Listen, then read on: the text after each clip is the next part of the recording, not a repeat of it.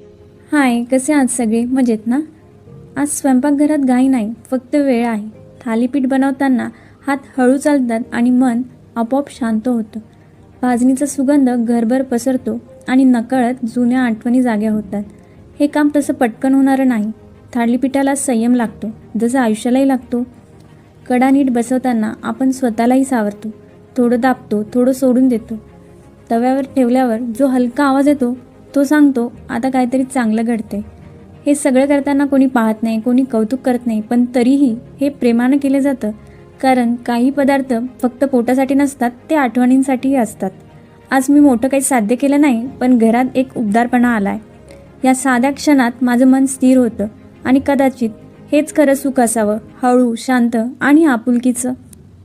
मला सांगा सुख म्हणजे नक्की काय असतं.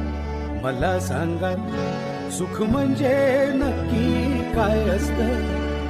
काय पुण्य असलं की ते घर बसल्या मिळतं. मला सांगा सुख म्हणजे नक्की काय असतं.